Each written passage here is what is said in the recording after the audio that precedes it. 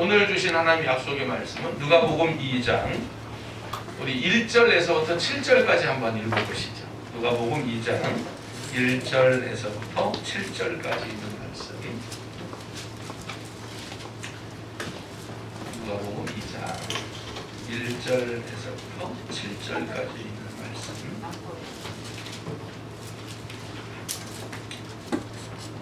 (1) 절서부터 7절까지를 우리 한 절씩 교독하고 마지막 절은 함께 읽도록 하겠습니다. 2장 1절 제가 읽습니다. 그때에 가이사 아구스도가 영을 내려 천하로 다 호족하라 하였으니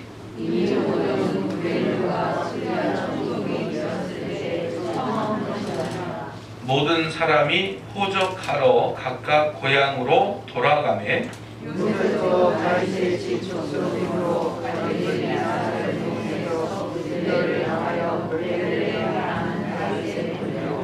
그 약혼한 마리아와 함께 호적하러 올라가니 마리아가 이미 잉태하였더라. 함께 읽어요. 첫 아들을 낳아 강보에 싸서 구유에 누였으니 이는 여관에 있을 곳이 없음이로라. 아멘. 할렐루야. 누가복음은 누가 썼어요? 누가복음은 누가 썼어요? 누가가 썼네요. 누가는 직업이 뭐예요? 의사. 아, 똑똑하다. 우리 성도들 되게 똑똑하네. 누가는 직업이 의사입니다. 누가는 성경에 두 권을 집필하셨는데 하나는 누가복음을 집필하셨고 또 하나는 사도행전을 집필. 보통 똑똑한 게 아니다 우리 성도들이. 이거 모르는. 아니 이번에도 도계 어제 갔다 왔어요. 도계를 임직식이 있어가지고 태어나서 처음으로 KTX를 타봤네요. 상봉에서 장문에 상봉에 있더라고요. 56,000원인데 야, 뭐 원주 지났는데 눈이 얼마나 많이 났는지 이 소나무가요 눈이 와서 꺾였어요. 이렇게 얼마나 많이 났는지 이렇게 내가 어린 눈대중으로 이렇게 그냥 그 집에 쌓이는 눈을 보니까 한 80cm는 왔더라고요. 눈이 얼마나 많이 났는지. 강릉은 뭐 이런 말할 것도 없고요. 눈을 치워놨는데 산이야. 눈을 이렇게 모아놨는데 산이 돼 있어. 야, 나 그래서 이거 도계까지 어떻게 올라가나 차로 와서 태우고 간다는데 근데 도계 동네 들어가니까 눈이 하나 안 왔어. 근데 왜냐하면 지난번 그 임직 세미나 할 때에 제가 이제 마지막 시간 강의하면서 그랬거든요. 여러분 이 임직식을 무사히 하려면 이 도계 지역에 눈이 오면 안 돼요. 그러니까 여러분 기도하셔서 눈이 오지 않도록 여러분 기도하세요 그랬는데 기도했다는 거예요. 거기만 안 왔어. 그랬는데 그 권사님 취임하시는 아들내미가 있는데 막내 아들이 초등학교 6학년이에요. 근데 요 녀석이 카드를 목사님 5분 갔는데 카드를 5개를 그 성탄 카드를 써가지고 이렇게 왔더라고. 그러면서 목사님 우리 저 권사님 이번에 취임하시는 아들인데 이 아들이 목사님들한테 이 성탄 카드 하나 써가지고 드린다고 왔어요 그러더라고. 그래서 이제 그걸 하나 받아가지고 남들은 다 옆에 놨는데 저는 또 약간 신세대잖아요. 그래서 이제 이 선물이라든가 이런 건 바로 거기서 뭐 해야 돼 또? 봐야 되니까 이 뜯어봤잖아요. 이렇게 뜯었잖아요. 거기에 뭐라고 썼냐면 목사님 우리 교회에 이렇게 먼 곳까지 와주셔서 감사합니다. 그러면서 저희 어머니가 목사님 설교 동영상을 찾아주셨는데 그 설교 동영상을 봤는데 목사님이 그렇게 열정적으로 설교하고 그 뒤에 중요한 거예요. 땀을 흘리시면서. 그래서 내가 얘가 틀림없이 뭐 하긴 뭐 했구나? 그게 땀을 안 흘렸구나 이러면 안 봤을 텐데 아 땀을 그렇게 흘리시면서 열정적으로 설교하는 모습을 동영상을 통해서 찾아봤습니다. 그런데 거기 온 목사님들 다 찾아보고 설교를. 그래가지고 김일 목사님은 뭐라고 적었냐면 목사님은 설교하시는데 그렇게 신사처럼 설교를 하시고 김일 목사님 누군지 모르죠? 알고 봤잖아요. 그렇게 신사처럼 설교하시고 뭐 자기도 뭐 그런 신사처럼 그러는 사람이 됐으면 좋겠다나 나보다 좀 더 좋더라고 설교가. 그래서 나도 신사처럼 앞으로 설교를 해야 되나 어떻게 돼요. 그런데 그 초등학교 6학년인데 걔가요 성경을 올해만 10독을 하고 10독을 하고 11독을 하려고 지금 읽고 있는 중이네요. 그래서 얘가 얼마나 귀한지. 그래서 이제 목사님들 5명이 원래는 안수 집사님 안수하러 갔다가 걔를 앉혀놓고는 5명이 손을 얹고 걔를 안수해줬어요. 아멘. 야, 세상에 이런 아이가 있을까? 우리 저기 우리 로건이나 로운이나 혁준이도 그렇게 키우잖아. 성경을 이렇게 읽게 해가지고, 아니 초등학교 6학년인데 올해만 10독을 했더니 얼마나 대단해. 할렐루야. 그래서 우리 교회도 좀 성경을 열심히 읽자. 아멘. 자, 그래서 이제 삼천포로 갔다가 다시 누가는 직업이 의사이고, 누가는 성경을 2권 썼는데 어디 썼다고요? 누가복음과 사도행전을 썼다. 또 성경 유일하게 저자들 가운데 이분만 이방인이에요. 이분만 시리아 사람이야. 나머지 성경 저자는 전부 이스라엘 사람들인데, 누가복음을 집필했던 누가와 사도행전을 썼던 누가만이 누구냐면 시리아 사람이에요. 그러니까 이방 사람이야. 이스라엘 사람, 본토 사람이 아니야. 그런데 이 누가는 예수님이 계셨을 때 본 적도 없고, 이 예수님이 계셨을 때 믿지도 못했고, 이 누가가 이 성경을 집필하긴 했는데 예수님 살아계실 때 누가는 예수님 안 믿었어요. 그리고 예수님을 만난 적도 없어, 누가는. 그런데 이 누가복음을 기록했어요. 어떻게 기록했느냐? 자, 우리 어디를 누가복음 1장으로 가보시죠. 한 장 뒤로 넘겨서 1절에서부터 4절까지, 1절에서부터 4절까지 우리 함께 합독해서 한번 읽어봐요. 1절 4절 시작. 우리 중에 이루어진 사실에 대하여 처음부터 목격자와 말씀에 일꾼된 자들이 전하여준 그대로 내력을 저술하려고 부술든 사람이 많은지라. 그 모든 일을 근원부터 자세히 미루어 살핀 나도 데오빌로 각하에게 차례대로 써 보내는 것이 좋은 줄 알았노니, 이는 각하가 알고 있는 바를 더 확실하게 하려 함이로다. 그러니까 예수님의 탄생에 관한 기사를 이렇게 누가복음처럼 아주 세밀하게 기록한 성경이 공관복음 안에 없어요. 그런데 이제 이 누가는 예수님의 탄생 기록을 아주 세밀하게 기록해 나갔는데, 그 기록해 나갈 때 그 기록을 어떻게 해 나갔냐면, 자기는 못 듣고 못 봤으니까 예수님 계셨을 때에 보고 들은 사람을 찾아가서 인터뷰한 거예요. 무슨 말인지 알겠죠? 그러니까 만약에 우리 이장로님이 예수님 만났어요. 할렐루야. 그리고 예수님 시대에 있었어요. 그러면 이장로님을 이 누가가 찾아가. 그래서 몇 년, 몇 월, 며칠, 몇 시에 예수님 만났는데 뭔 들었냐, 어떤 일이 있었냐, 무슨 행적이 있었냐, 그걸 일일이 다 기록을 해가지고 그걸 전체 추합해서 이 누가복음을 기록한 거예요. 그러니까 이 누가복음은요, 성령이 아니고서는 쓸 수 없는 성경이 누가복음이에요. 이해가 되시면 아멘. 할렐루야. 자, 다시 한 장을 넘기셔서, 그러니까 마태복음은 세리 마태가 썼는데, 그 마태는 50년에서 52년 사이에 이 마태복음을 쓰면서, 물론 거기서도 예수님의 탄생이 기록을 했죠. 그러니까 어떤 기록을 했어요? 천사 가브리엘이 요셉에게 나타나서 네 아내 마리아가 성령으로 잉태했으니 너는 두려워하지 말고 그 아이를 믿음으로 낳아라. 할렐루야. 그게 이제 이사야서가 예수님 오시기 700년 전에 예언했던 그 말씀이 그대로 이루어지는 거예요. 그래서 마지막에 어떠냐면, 요셉이 마리아와 동침하지 아니했는데 예수님이 탄생했다. 그리고 이제 끝나는 거예요. 그게 이제 예수님 탄생 기사예요. 그런데 그 마태복음은 세리 마태가 기술했는데, 그 사람은 어떤 독자들을 향하여 이 성경 마태복음을 썼냐면 유대인 사람들.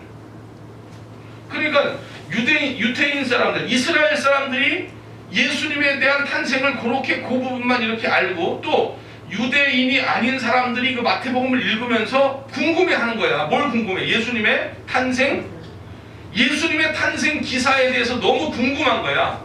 그러니까 그런 궁금한 중에 누가가 이분이 예수님 만났다 그러면 그분 가서 인터뷰하고, 저분이 만났다 그러면 저분 가서 인터뷰하고, 그 모든 인터뷰한 내용들을 추합하여 자기는 보지도 못했지만 그 예수 그리스도의 그 나심과 그분의 일생을 이렇게 하나하나 기록을 하는 거예요. 할렐루야. 그러니까 이 성경은 주관적이 아니라 얼마나 객관적이며 성령께서 그 가운데 함께 하셨는가 하는 것을 우리가 알 수 있는 거예요. 아멘. 자, 우리 2장 1절 말씀을 다시 한번 읽겠습니다. 2장 1절. 2장 1절 시작. 2장 1절 누가복음 2장 1절이요. 자, 시작. 그때에 가이사 아구수도가 영을 내려 천하로 다 호족하라 하였으니. 자, 보세요. 이 그때에 하는 이 말은 이제 예수님의 탄생의 때에 그런 얘기예요. 그런데 그 예수님이 탄생하려면 마리아가 성령으로 잉태가 돼 있어야 되죠. 그리고 이제는 거의 만삭 때가 되어서 아이를 낳을 때가 된 거예요. 그런데 이 예수님은 반드시 미가서 5장 2절에 있는 예언의 말씀대로 요 나사렛에서 예수님을 낳으면 안 되는 거예요. 아멘. 그러니까 이 예수님은 반드시 어디로 가서 아기를 낳아야 돼요? 베들레헴에 가서 아기를 낳아야 되는 거예요. 그러니까 여러분 보세요. 하나님께서 역사의 주관자이세요.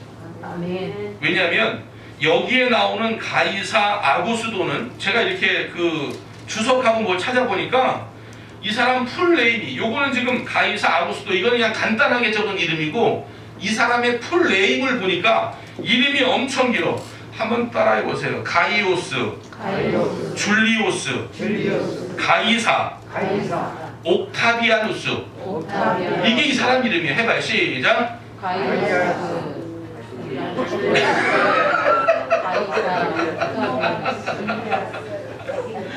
그럼요. 이거 어렵죠. 저도 보고 하는 건데 이거 어떻게 하겠어요. 내가 다시 한번 따라해봐. 가이오스, 줄리오스, 가이사, 옥타비아누스. 그러니까 이제 가이사 아구스도예요. 이 사람이. 그런데 이 사람이 누구냐면 로마의 첫 번째 황제예요. 네, 옥타비아누스 첫 번째 황제야. 이분이 로마의 첫 번째 황제. 아니 로마라고 하는 나라가 예수님 돌아가시고도 계속 있었지만 예수님 오시기 전에도 있었던 나라가 로마인데, 아니 그러면 그 전에 이 사람이 첫 번째 황제였다면 그 전에 로마는 황제가 없었나? 없었어요. 그 전에는 로마가 정치 체계를 어떤 체계로 갖고 있었냐면 공화국이었어요. 공화국. 다시 말하면 지금처럼 뭐 대통령을 세우고 황제를 세워서 정치나 입법이나 사법이나 이걸 진행했던 게 아니고 우리처럼 국회의원, 지역의 어떤 대표들을 뽑아서 그 사람들이 중앙정치로 들어가 그 사람들이 어떤 정치를 세우면 법을 세우면 그걸 따라가는 거였어요. 그러니까 만약에 그런 공화국 정치가 계속해서 이어지면 미가서 5장 2절의 말씀이 응해요? 안 응해요? 그 예언대로 이루어질 수가 없는 거죠. 그러니까 마리아가 아이를 가져서 만삭될 때에 반드시 이 마리아는 요셉과 함께 어디로 가야 돼요? 베들레헴으로 반드시 가서 거기서 아이를 낳아야 돼요. 이제 그 이유도 제가 말씀드릴 거예요.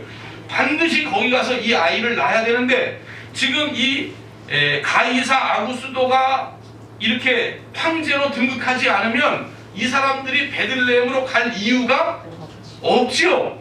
그러니까 이때에 누가 역사의 주관자이신 하나님께서 아멘. 공화국인 로마를 황제 로마로 바꾸면서 제1대 황제였던 가이사 아구스도가 뭘 내리게 돼 있어요? 명을 내려야 돼요. 무슨 명을? 호적 정리하고 인구조사 하겠다. 할렐루야. 그래야 이분들이 자기 고향으로 갈 수 있어요. 왜냐하면 마태복음 1장에 보니까 요셉도 그 조상이 누구고 가문이 어디고 다윗이고, 누가복음에 보니까 마리아도 그 가문이 어디고 다윗 가문이고, 이 다윗 가문이어만 해요. 이 사람들이 물론 예수님에게는 피 한 방울 들어가지 않았지만 그 씨가 들어가지 않았지만 그러나 그의 가문은 반드시 누구의 가문으로 와야 돼요? 다윗의 가문으로 반드시 와야만 돼요. 아멘. 그러니까 요셉도 다윗 가문이고 마리아도 다윗 가문이고 미가서 5장 2절의 말씀대로 이 사람들은 반드시 베들레헴으로 가야 되는데 아멘. 지금 나사렛에서 살고 있기 때문에 베들레헴에 갈 이유가 없고, 아멘. 아니 이유가 없죠. 여러분 만삭된 아내를 데리고 어떻게 여러분 그 지금 여기 만약에 살고 있다면 여기서 빨리 몸 풀고 아이를 잘 낳도록 해야지. 만약에 요셉이 가자고 해도 누가 반대했겠어? 마리아가 반대했겠지. 당신 나 사랑하는 거 맞아 이래가면서 반대했겠지. 그런데 인구 조사를 호적 정리를 해야 되는 그 법을 하나님께서 이때에 하게 하시사 이분들은 반드시 다윗의 가문의 후손들이기 때문에 그 고향으로 호적 정리를 하러 가게 되는 거예요. 그러면 그 당시에 이 인구 조사할 때 그 목적이 뭐냐? 두 가지였어요. 첫 번째는 세금 걷어들이기 위해서 누가 어디 사냐 이런 호적 정리를 반드시 해야 되고, 두 번째 군대에 나갈 수 있는 군사의 숫자를 세기 위하여. 그런데 이상하게 로마는 유대교에 있는 사람들은 로마 군병으로 뽑지 않았어요. 희한하죠? 그러니까 이것은 반드시 세군 목적 때문에 이분들은 거기 가서 호적 정리를 반드시 하게 되지. 그러니까 하나님이 여태까지 인간의 역사를 주관하시면서 이제는 그때 때가 되면 황제 세우고 그 황제를 통하여 이제는 호적 정리를 하도록 명을 정하고, 그래서 이 마리아와 요셉은 호적 정리 때문에 거기 간 거예요. 만삭이지만. 그런데 하필이면 그때가 산달이야. 그래서 거기 가서 아이를, 그러니까 여러분 역사의 주관자는 누구세요? 그러니까 하나님이 황제도 세우는 거예요. 믿으시면 아멘 하시고. 그러니까 여러분 오늘 우리의 인생도, 오늘 우리의 삶도, 오늘 우리의 죽고 사는 것도 누가 허락하지 않으면, 하나님이 허락하지 않으면 참새 한 마리라도 떨어지지 않아요. 아멘. 믿습니까? 아멘. 그 역사의 주관자가 바로 나의 하나님이고 바로 나의 아버지고 나의 구주시라는 거예요. 여러분 이 믿음을 확실하게 갖기를 원해요. 그 어떤 주변의 환경 때문에 두려운 마음, 어려운 마음, 힘든 마음 갖지 마시고, 할렐루야. 원수마귀 사탄은 자꾸 우리 인생에 그런 마음들을 집어넣어서 우리로 하여금 두렵고 떨리게 살아가도록, 불안하게 살아가도록 그렇게 조장하고 만들지만, 그러나 하나님은 세상에 공화국인데 갑자기 황제를 세우더니 그 황제가 인구조사를 하게 하고, 그래서 미가서에 있는 말씀대로 응하게 하려고 예수님의 아버지인 마리아와 어머니인 요셉이, 거꾸로 얘기했죠? 네. 아버지. 자, 그러면 이 예수님의 탄생의 스토리는 결단코 우연이 아니다. 아멘. 철저하게 예정된 하나님의 예정하에 이것이 이루어졌다. 아멘. 자, 그러면 여러분들에게 우리가 한번 육하 원칙에 의하여 질문도 하고 한번 답을 해보자고요. 아니, 뭐 질문 안 되면 굉장히 놀리지 말아요. 질문하고 내가 답할 거니까. 질문하고 내가 답할 거니까 놀리지 마요. 자, 첫 번째 한번 이런 걸 생각해봐요. 그러면 예수님의 이런 탄생 계획은 언제 세우셨죠? 이렇게 물어본다면 우리는 뭐라 대답해야 돼요? 창세전에. 너무 공부를 잘합니다. 아니 제가 얘기하잖아요. 어떤 목사님들 그 공부하는 모임에 갔더니 예수 그리스도가 이 땅에 오시는 목적이 인간의 타락 이후에 왔다는 거예요. 그런데 성경은 그렇게 말씀하고 있지 않다는 거예요. 우리 인류의 모든 구원의 계획을 언제 세우셨다고요? 창세전에 세우셨다고요. 우리 고린도전서 2장 7절 말씀 한번 읽어봐요. 고린도전서 2장 7절 말씀. 자, 앞에 나왔는데요. 한번 읽어요. 시작. 오직 은밀한 가운데 있는 하나님의 지혜를 말하는 것으로서 곧 감추었던 것인데 하나님이 우리의 영광을 위하여 만세 전에 미리 정하신 것이다. 그러니까 하나님은 이게 다른 말로, 성경 전체가 다른 말로 설명이 안 되는 거예요. 이렇게 얘기하지 않으면 설명이 안 되는 거예요. 왜냐하면 아니 천사를 타락시켰네. 이건 다 하나님께서 전지하시고 전능하시고 하나님 예정 안에 있다면 천사가 타락할 것도 하나님은 아셨어요? 모르셨어요? 아셨죠. 그걸 놔두는 거예요. 그 천사에게는 우리가 깨달아야 되는 건 영적인 지혜죠.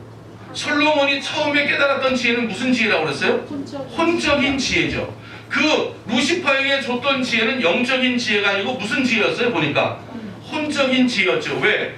영적인 지혜를 받은 자는 하나님을 경외하게 되어 있는데 루시에는 반드시 지혜를 받았다고 에스겔서 28장에 기록하고 있지만 이분이 하나님을 반역하여 타락한 것을 보니까 하나님을 경외하는 지혜는 받지 않은 거죠. 타락했으니까. 그러니까 이분은 혼적인 지혜만 받은 거예요. 그런데 그런 혼적인 지혜만 받을 때 하늘나라에 있던 천사 3분의 1이 이 루시퍼를 따라서 타락했고 공중권세를 잡고 있고, 에덴 동산에 그 하와를 유혹하려고 거기에 사탄이 들어가 있었고, 이건 하나님이 허락하시지 않으면 그렇게 될 수가 없는 거예요. 하나님이 다 허락해 나가는 거예요. 그래서 하나님이 주신 복을 잃어버리게 만들고, 그 다음에 이 땅에서 하나님께서 다시 구원 계획을 세우셔서 이 땅을 살아가면서 우리가 알아가는 거예요. 지금 예수님 아니면 안 된다고. 할렐루야. 그러니까 처음에는 교회 오면 예수님 아니면 안 됩니다, 예수님 아니면 구원이 없습니다, 이걸 그냥 모르는 거예요, 무슨 얘기인지. 그런데 와서 말씀을 듣고 신앙생활을 하고 예배생활을 하고 그러면서 인생의 여러 가지 어려움과 고난과 역경과 난관을 부딪히면서 이제 비로소 영적인 눈들이 떠지는 거예요. 아, 예수 아니면 안 되는구나, 예수님 아니면 구원이 없구나. 할렐루야. 그걸 깨달아. 그걸 이제 우리가 이 땅을 살아가면서 그 창조 목적을 회복하는 거예요. 어떤 사람은 몸에 병이 와서 하나님을 만나는 사람이 있고, 어떤 사람은 사업에 큰 실패를 맛보면서 이제 하나님을 붙드는 사람이 있고, 할렐루야. 인간 관계가 실패하고 첫사랑이 실패하고 등등등 살아가면서 온갖 어려운 일들이 우리 가운데 생기면서 그 사람이 점점 아하, 나의 구주는 예수님밖에 없구나, 아하, 내가 의지할 분은 하나님밖에 없구나, 아하, 내가 순종할 것은 말씀밖에 없구나. 그리고는 그걸 따라가는 거예요. 점점점 변해가는 거예요. 그러니까 예수님 탄생 계획, 예수님께서 이 땅에 오셔서 인류를 구원할 계획을 언제 세우셨다고요? 창세전에, 만세전에, 혹은 영세전에. 그럼 두 번째 질문이에요. 누가 계획을 세우셨죠? 그러니까 이제 우리는 배웠으니까, 네. 이 계획을 누가 세우셨죠? 그렇죠. 따라해봐. 엘로힘의 하나님. 그러니까 우리가 공부한 사람들이니까 그냥 하나님 이래도 되지만, 물론 우리가 이제 하나님 그러면 그 안에 우리가 어떤 하나님인지 알고 있지만, 그러나 명확하게 정답을 얘기하려면 무슨 하나님이요? 엘로힘의 하나님. 그러면 그 엘로힘의 하나님은 어떤 하나님이시죠? 삼위일체 하나님. 이게 여러분 보세요. 아까 우리 이장님 기도하실 때 온 인류의 구원자 되시는 예수님, 할렐루야. 온 우주 만물의 주인 되시는 예수님, 이건 100점짜리예요 기도가. 여러분들은 그냥 이렇게 듣는지 몰라도 여기서 제가 그 장로님 기도를 들으면서 가슴이 뭉클뭉클한 거예요. 왜? 그런 말을 못해요. 그런 말을.